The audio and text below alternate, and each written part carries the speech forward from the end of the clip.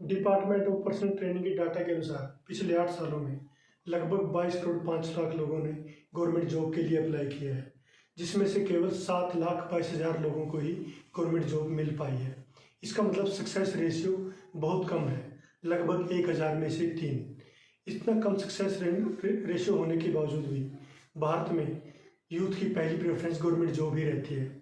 आज इस वीडियो में हम यही जानेंगे कि क्यों भारत के यूथ को सबसे पहली प्रेफरेंस गवर्नमेंट जॉब ही है। उसके कुछ रीजंस हैं, जैसे नंबर 1, गवर्नमेंट जॉब है जो एक स्टेबल है, जो स्टेबिलिटी की वजह से अधिकतर यूथ का मानना है कि गवर्नमेंट जॉब उनके लिए बेहतर है। जैसे पिछले कुछ दिनों की बात करें तो लगभग हर प्राइवेट कंपनी ने अपने एम्प्लॉयज़ को निकाला है। पेंडेमिक के दौरान बड़ी बड़ी मल्टीनेशनल कंपनी जैसे गूगल, अमेजोन सब ने एक बड़े पार्ट को, अपने एम्प्लॉय के बड़े पार्ट को ले ऑफ किया है। जिस वक्त पर एक एम्प्लॉय को अपने एम्प्लॉयर की सबसे ज़्यादा नीड थी, उसे फाइनेंशियल हेल्प की ज़रूरत थी, उस टाइम बड़ी से बड़ी कंपनियों ने अपने प्रॉफिट को मैनेज करने के लिए बहुत सी जॉब से अपने एम्प्लॉयज़ को निकाला। वहीं गवर्नमेंट सेक्टर में ऐसा नहीं होता। दूसरा है कि जो गवर्नमेंट जॉब्स हैं वो ह्यूमन्स वैल्यूज़ को ज़्यादा वरीयता देते हैं। मैं आपको एग्जांपल से बताता हूँ। मान लिया आपने पिछले कई दिनों से कई बार ऐसे वीडियो देखा होगा कि जैसे कोई प्राइवेट एम्प्लॉय है, वो जैसे मतलब सर्विस बॉय है, वो आपके घर पे कुछ सर्विस करने के लिए आया है। कई बार न्यूज़ मीडिया में देखने को मिलता है कि कस्टमर से उसकी बहस होगी, कस्टमर ने उसको मार दिया, या फिर एयरलाइंस में आप देखते होंगे कि कई बार कैसे एयर होस्टेस के साथ बदतमीजी हो जाती है। लेकिन अगर वो एक प्राइवेट एम्प्लॉयर का एम्प्लॉय है तो सबसे पहले वो एम्प्लॉयर ये करता है कि वो कस्टमर से माफ़ी मांगता है, और उसके बाद किसका दोष है ये उसके लिए ज़्यादा मायने नहीं रखता, उसके लिए कस्टमर बेस ज़्यादा मायने रखता है, और बहुत से केसेस में वो अपने एम्प्लॉय को निकाल भी देता है। वहीं अगर ऐसी हरकत किसी गवर्नमेंट एम्प्लॉय के साथ हो तो एक प्रॉपर एक्शन लिया जाता है, उसके खिलाफ FIR हो जाती है। जिसका दोष होता है, चाहे वो एम्प्लॉय का हो या फिर कस्टमर का हो, एक प्रॉपर वे में उसके खिलाफ FIR होती है। तीसरा है, सबसे बड़ा फैक्टर है कि गवर्नमेंट एम्प्लॉय की सैलरी एक अच्छी खासी मानी जाती है। सबसे छोटे जो गवर्नमेंट एम्प्लॉय होते हैं, सबसे कम जॉब पे वाले, वो लगभग 25 से 30 हज़ार के बीच वेरी करता है। वहीं एक प्राइवेट जो सबसे नीचे की जॉब है, उसमें 10 से 12 हज़ार की सैलरी के साथ एक एम्प्लॉय होता है। अब इसके साथ साथ गवर्नमेंट एम्प्लॉय को बहुत से और भी फायदे होते हैं। उसको मेडिकल फैसिलिटीज़, लोन में प्रेफरेंस देना, या फिर रिटायरमेंट के बाद अलग अलग स्कीम्स होती हैं। वहीं प्राइवेट सेक्टर के एम्प्लॉय के लिए बहुत कम कंपनियां ही बहुत ऐसे फ़ायदे देते हैं, और वो भी एक हाई सैलरी पर्सनस के लिए ही ऐसी स्कीम्स होती हैं। वहीं अगर बात की जाए, 65% जो एस्पिरेंट्स होते हैं गवर्नमेंट जॉब की अप्लाई करने वाले, वो ज़्यादातर ग्रामीण क्षेत्र से आते हैं, तो उनके लिए इसके अलावा गवर्नमेंट जॉब के अलावा अदर ऑप्शंस बहुत कम होते हैं। गांव में कोई बड़ी कंपनी ऐसी नहीं होती जहां पे वो अलग भी कोई प्राइवेट टाइप की जॉब कर सके। ऐसी जॉब करने के लिए उनको बड़ी सिटीज़ में आना पड़ता है, और बड़ी सिटीज़ में का एक्सपेंस बहुत ज़्यादा होता है। उनकी इनकम से ज़्यादा उनका एक्सपेंस ज़्यादा हो जाता है। इसलिए वो ट्राई करते हैं कि या तो वो खेती में ही लगे रहते हैं, या फिर वो उनके लिए सबसे बेस्ट ऑप्शन गवर्नमेंट जॉब ही माना जाता है। एक बड़ी जो सबसे बड़ा ड्रॉबैक्स होता है जो ग्रामीण क्षेत्र के बच्चों का, वो ये होता है कि जो उनकी पढ़ाई हुई होती है वो लोकल लैंग्वेज में हुई होती है, और ज़्यादातर जो MNCs हैं उनमें काम करने के लिए इंग्लिश को प्रेफरेंस दी जाती है। और नॉर्थ इंडिया के बच्चों का इंग्लिश वीक पॉइंट है। इस वजह से भी वो MNC कंपनी में जॉब उनको अच्छे से जॉब नहीं मिल पाती, और इस गवर्नमेंट जॉब्स में ज़्यादातर लोअर मिडिल क्लास के बच्चे ही अप्लाई करते हैं, क्योंकि उनके पास अगर इनकम के साधन बहुत कम होते हैं, तो इसलिए वो रिस्क नहीं ले सकते। मान लो कोई नई इंडस्ट्री लगानी है, या फिर नया एंटरप्रेन्योर बनना है, जिसके लिए आपको बहुत सारी पैसे की ज़रूरत होती है, और वो शुरू में रिस्की भी रहते हैं। इसको अवॉइड करने के लिए क्या होता है कि जो गरीब तबके के बच्चे होते हैं, मैक्सिमम गरीब मतलब जो लोअर मिडिल क्लास के बच्चे होते हैं, वो गवर्नमेंट जॉब को ही प्रेफर करते हैं। कई बच्चों का ये एक ड्रीम जॉब भी होती है। अच्छी खासी सैलरी वाले पर्सन जो IIT या IIM से पास आउट हैं, उनका अच्छा खासा पैकेज भी होता है, उसके बावजूद वो चाहते हैं कि वो गवर्नमेंट सिस्टम में आके और सिस्टम में बदलाव करना चाहते हैं, लाइक UPSC में IAS IPS या फिर स्टेट की PCS सर्विसेज के लिए अधिकतर देखा जाता है कि बच्चे बहुत हाई पैकेज छोड़ के इसमें ट्राई करते हैं। और आखिरी ये रहता है कि गवर्नमेंट जॉब में अप्लाई करने का ये भी रहता है कि जो हमारा एजुकेशन सिस्टम है वो MNC कंपनीज के साथ कोप अप नहीं कर पा रहा है।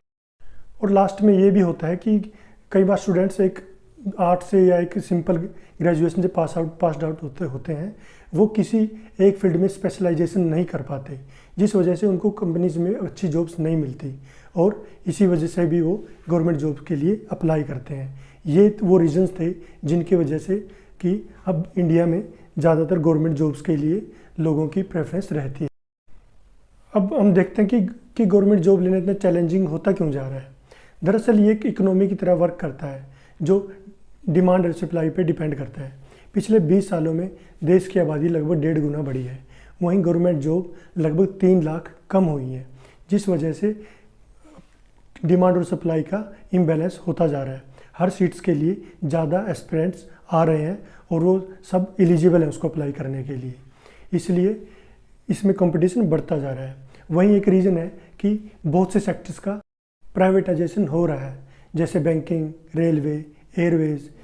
अगर बैंकिंग की बात करें तो लगभग 27 पब्लिक सेक्टर बैंक थे जो अब घटकर 12 हो गए हैं।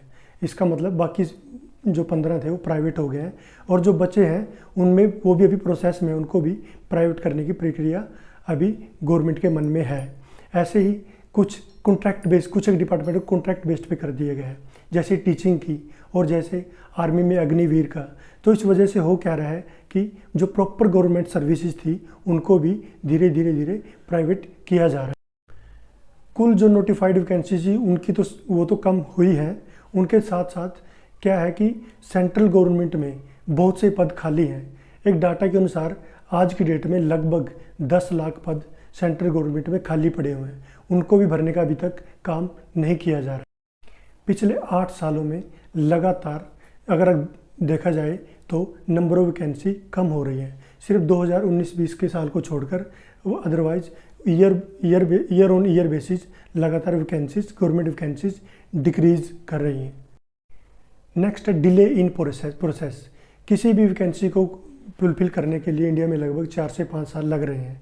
कुछ एक डिपार्टमेंट को छोड़कर, जैसे UPSC हो गया, बैंकिंग हो गया, सिर्फ वही है जो एक एनुअल कैलेंडर एक अपना निकालते हैं और उसके बेसिस पे ही अपनी रिक्रूटमेंट पूरा करते हैं। अदरवाइज ज़्यादातर डिपार्टमेंट में क्या होता है, पहले नोटिफिकेशन टाइम पे नहीं आता और फिर उस एग्ज़ाम टाइम से नहीं होता और एग्ज़ाम हो भी गया फिर उसके फाइनल रिजल्ट आने में बार बार पोस्टपोनमेंट होता रहता है और फाइनल रिजल्ट होने के बाद भी अक्सर ऐसा देखा जाता है कि वैकेंसीज़ हैं जो कोर्ट में अटक जाती हैं, इसलिए ये भी एक बड़ा चैलेंज है।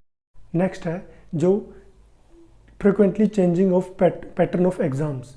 जैसे अभी 2022 में SSC CGL का पैटर्न चेंज हुआ है और इससे पहले IBPS का हुआ था और स्टेट PCS का तो लगभग होता ही रहता है। इससे होता क्या है कि एक स्टूडेंट जो पिछले 2-3 साल से एग्ज़ाम की प्रिपरेशन कर रहा है उसको इससे बहुत लॉस होता है और जो एक नया स्टूडेंट्स आया है वो और एक पुराना स्टूडेंट दोनों एक लेवल पे आके खड़े हो जाते हैं, जिससे पुराने वाले स्टूडेंट्स का बहुत नुकसान होता है। नेक्स्ट है कि करप्शन की वजह से जो पढ़ने वाले बच्चों का बहुत नुकसान होता है।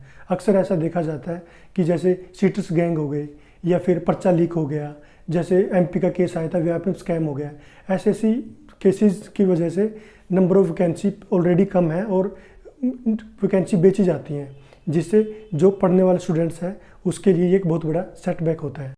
इसका मतलब गवर्नमेंट जॉब्स में चैलेंजेस बढ़ते जा रहे हैं। यूथ एक तरफ तो अपनी ज़िंदगी के बहुत कीमती समय इस गवर्नमेंट जॉब को पाने के लिए खोता रहता है, उसको लगता है कि अब की बार 2 मार्क्स से रह गया, शायद नेक्स्ट बार ट्राई करूं, लेकिन अगली बार होता क्या है कि नंबर ऑफ पोस्ट तो लगभग हाफ हो जाती हैं और नंबर ऑफ कैंडिडेट्स डबल हो जाते हैं। तो ऐसे करके उसके ज़िंदगी के अहम साल गुजरते रहते हैं। वहीं पेरेंट्स के ऊपर जो इकोनॉमिकल बर्डन बढ़ता रहता है, उस तरफ से पेरेंट्स इकोनॉमिक ट्रैप में फंसते रहते हैं, इस तरफ से यूथ की जो यूथफुलनेस, जो एनर्जेटिक ईयर्स होते हैं वो ख़राब होते रहते हैं और यही एक ट्रैप है जो यूथ के लिए एक बहुत दलदल की तरह बन गया है। वो जितने हाथ पाँव मारता है उतना हंसता रहता है। NCRB डाटा के अनुसार भारत में हर 42 मिनट में एक यूथ सुसाइड करता है और हर दूसरा यूथ एक स्ट्रेस की कंडीशन में जी रहा है। तो ये था आज का हमारा गवर्नमेंट जॉब के ऊपर पूरा टॉपिक। आपको ये टॉपिक कैसा लगा कमेंट बॉक्स में ज़रूर लिखें। अगर आपको ये टॉपिक पसंद आया हो तो हमारे चैनल को सब्सक्राइब करना ना भूलें। धन्यवाद।